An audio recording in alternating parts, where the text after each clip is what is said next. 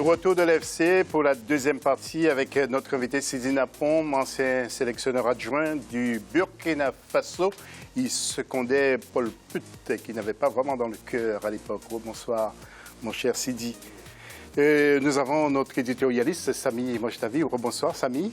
Et puis Joël Monluy également. Bonsoir, Joël.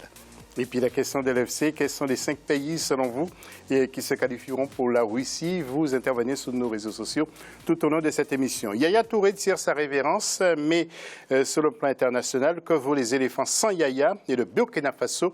Voilà pour le dossier.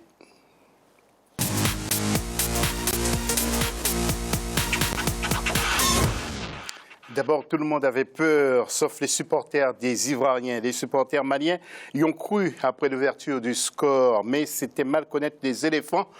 Oumou Kalsoum Ba pour le résumé de Côte d'Ivoire-Mali.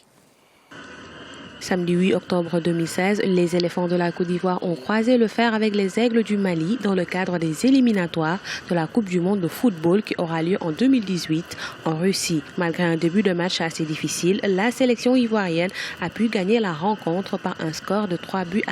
10 minutes après le but malien par l'international Sambou Yatabaré, les éléphants ont marqué le but de l'égalisation. Un but victorieux de Jonathan Kodja. À la 31e minute, Serge Aurier a placé un centre qu'un défenseur malien a malencontreusement dévié dans ses propres filets. Le 3e but ivoirien est signé Gervinho. Selon de nombreux experts du ballon rond, la Côte d'Ivoire a géré avec efficacité ce match comptant pour la première journée des éliminatoires du Mondial Russie 2018.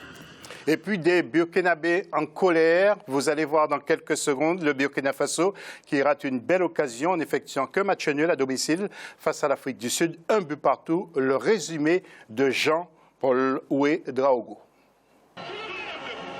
C'est sur un score nul, un but partout, que les étalons du Burkina Faso et les Bafana Bafana d'Afrique du Sud ont quitté la pelouse du stade du 4 août le samedi 8 octobre.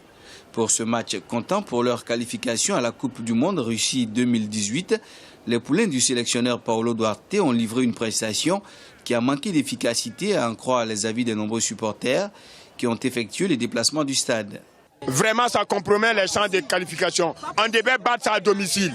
Hein? Malgré ça, c'est ça qui nous décourage.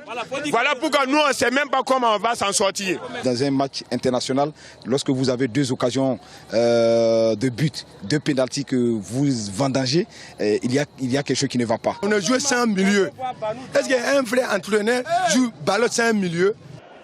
Qu'à cela ne tienne, l'on a quand même eu droit à un match beaucoup plus équilibré entre les 2 adversaires du jour, avec à la clé de nombreuses occasions de chaque côté.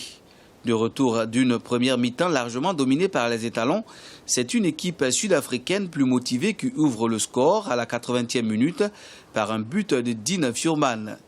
7 minutes plus tard, les étalons, tout en maintenant la pression, obtiennent un second penalty qui, hélas, manque également d'être concrétisé. Alors que l'on s'avouait vaincu dans le camp des supporters, c'est encore Banou Diawara, entré seulement quelques minutes avant la fin du match, qui inscrit le but égalisateur. Mais l'important, c'est rester avec la même ambition, la même attitude, la même courage, la même volonté de qualifier l'équipe. Mais aujourd'hui, on sait qu'on a perdu 2 points. Même si on a gagné dans le fin de match, on a gagné 1 point.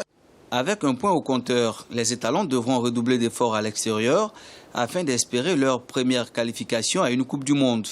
Pour y arriver, le 11 national pourra aussi compter avec les beaux réflexes du jeune gardien de but Kofi Kwaku, sociétaire de la SEC d'Abidjan. Voilà, nous allons voir le groupe C pour évoquer le cas de Yaya Touré. Avec le classement, vous le savez, et on l'a dit dans la première partie, la Côte d'Ivoire est leader, sans Yaya Touré avec 3 points devant le Gabon, Maroc et Mali. La Côte d'Ivoire qui a battu le Mali sur le score de 3-1. Joël Monluy, vous le connaissez, Yaya Touré, est-ce que vous pensez qu'il va manquer à la Côte d'Ivoire à long terme?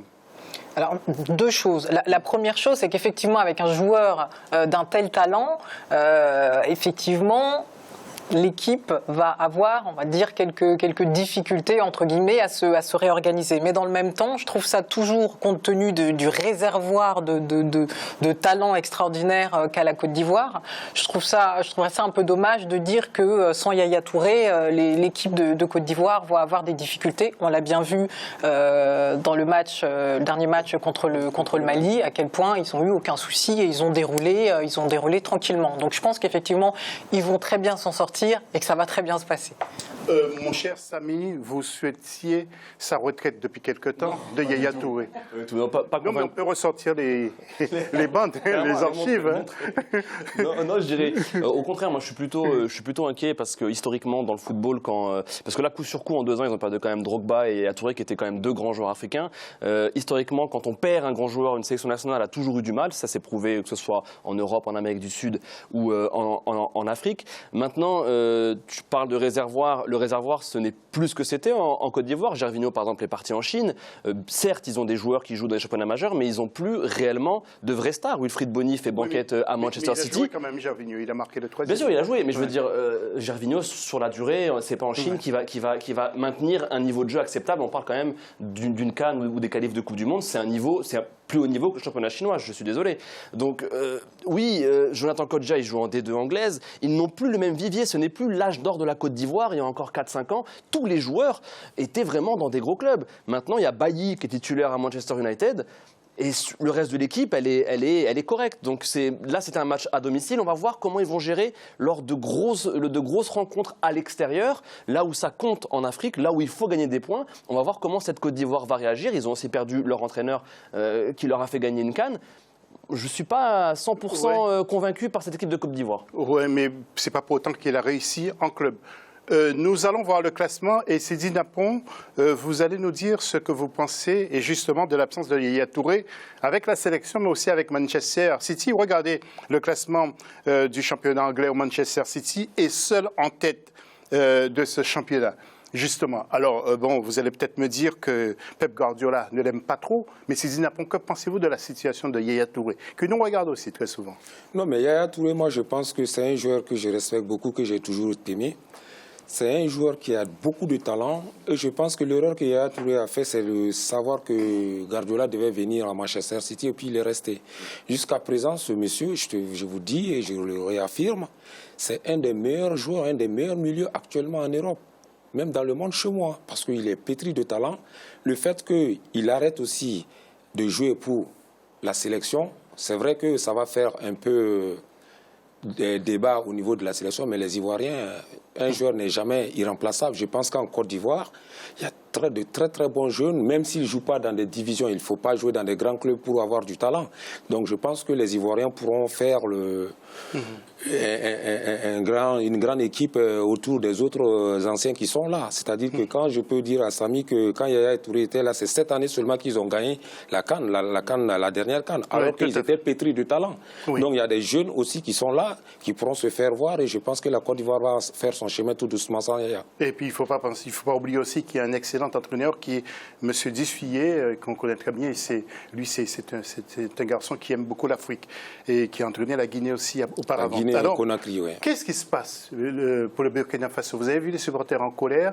Il y a un supporter qui disait que le Burkina Faso a joué sans milieu. Alors, faire match nul à domicile un peu partout, les carottes sont quasiment cuites pour le Burkina. Non, on ne peut pas dire, bon, le champ, c'est que le premier match, je pense qu'on devait prendre la tête avec le Sénégal. On avait l'avantage avec 2 pénaltys ratés et terminer un but partout. Bon, à domicile, c'est pas du tout, je pense que la prochaine fois... C'est un très mauvais résultat quand même. C'est un très mauvais résultat à domicile, c'est normal. Bon, on n'a pas perdu. C'est l'essentiel. Je pense que le championnat est encore... on peut jouer encore, on ne sait jamais, avec tout ce qui se passe. On a en ce moment pas mal de jeunes qui sont en train de se faire voir. Vous avez vu le petit jeune gardien de but qui a joué, qui a 20 ans. Et il y a Banou Diawara qui a joué, qui est jeune en ce moment. Ils sont en train de monter les jeunes. Je pense que moi, je n'ai pas peur. Je sais que... Est-ce que vous êtes prêt à aller aider encore le Burkina Faso comme Non, mais pour le moment, c'est mon pays. Je peux donner ce que j'ai à donner. Mais pour le moment, il y a un staff technique qui est là, qui est Duarte avec son équipe. On ne peut que les soutenir. Et puis, en attendant de voir le Burkina se qualifier pour une fois pour la Coupe du Monde. Merci. Et puis nous allons enchaîner avec justement les Diables Rouges du Congo qui avaient aussi une tâche difficile face à l'Égypte, mais qui ont perdu 2-1.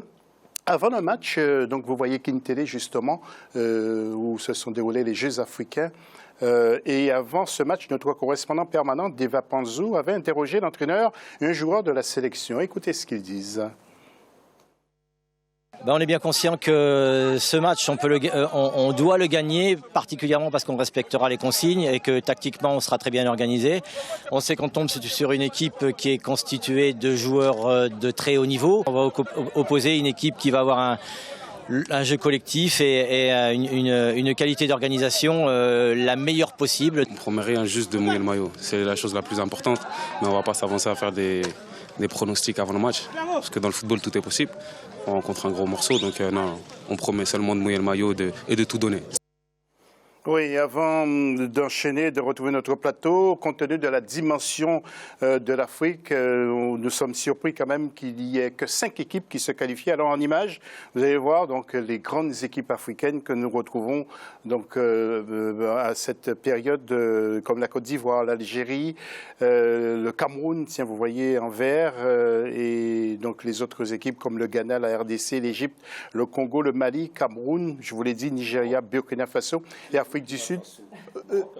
On ne pourra pas voir tout le monde, bien sûr. Vous disiez? Il disait le Maroc. Non, quand même. Le Maroc aussi, oui. Excusez mes excuses. Donc, je ne sais pas, on ne pourra pas voir toutes les équipes, malheureusement. Alors, messieurs, je voudrais vous faire rêver un peu, messieurs et madame, en regardant les stades, les 12 stades qui sont retenus en Russie pour ce mondial. Il y aura 2 à Moscou, il y aura 1 à Saint-Pétersbourg, 1 à Ekaterinbourg, à Kaliningrad, Volgograd également, Kazan, Sochi, où se sont déroulés les Jeux olympiques d'hiver, Samara, Novgorod, Rostov et Saransk, des villes que Sami Mochtabi connaît parfaitement, bien sûr. Et puis, une question. Joël Montlouis, je voudrais vous faire intervenir aussi sur une question, sur un sujet que j'ai vu. C'est la FIFA qui a dissous la commission antiraciste. Qu'est-ce qui s'est passé? C'est grave, ça? Alors, c'est grave.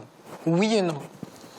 Tout d'abord, on était un petit peu étonnés qu'il ait été mis fin à ce qu'on appelle la task force. C'est la commission qui était en charge de continuer cette mission.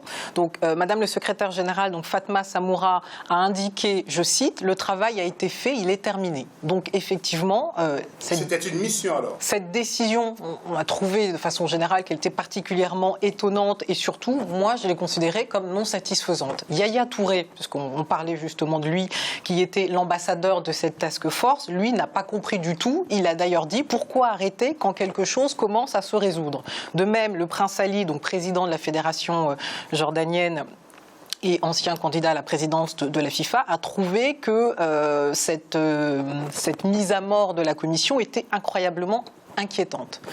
Petite précision, donc Madame le secrétaire général est venue nous apporter une information supplémentaire pour nous aider à comprendre, parce qu'elle a dit, elle a estimé finalement être la preuve vivante que cette commission, en tout cas, avait fonctionné et était arrivée à son terme, parce que elle était femme et sénégalaise et qu'elle était arrivée à cette haute fonction au niveau de la FIFA. Je pense qu'effectivement, là, on mélange d'une part les problématiques de gouvernance, parce que je suis la première à être ravie qu'une femme africaine de surcroît soit secrétaire général de la FIFA, certes, mais de l'autre côté, là on parle des problématiques de racisme auxquelles il faut faire face, notamment sur le terrain.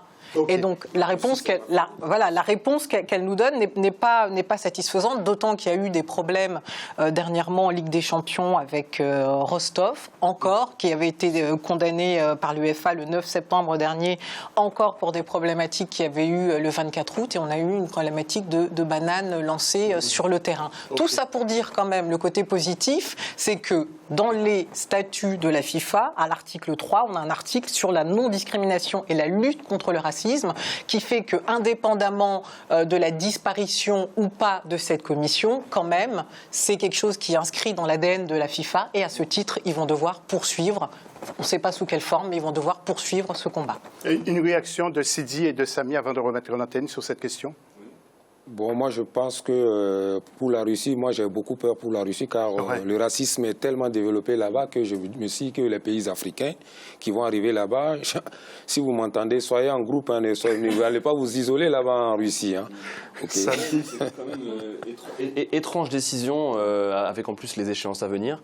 On a l'impression voilà, qu'ils ont créé ça pour un petit peu calmer tout le monde, et puis hop, sur le côté, on l'enlève. Je pense que ça leur prenait du temps, peut-être de l'argent. Ouais, c'est vrai que c'est un peu bête parce que la mission n'est pas finie, puisque le racisme est toujours présent dans le monde du football. Et c'est vrai qu'en Russie, c'est dans 2 ans, pardon. Et c'est vrai que la Russie est quand même assez réputée pour ces incidents racistes. Donc c'est vrai que ça donne pas confiance vraiment.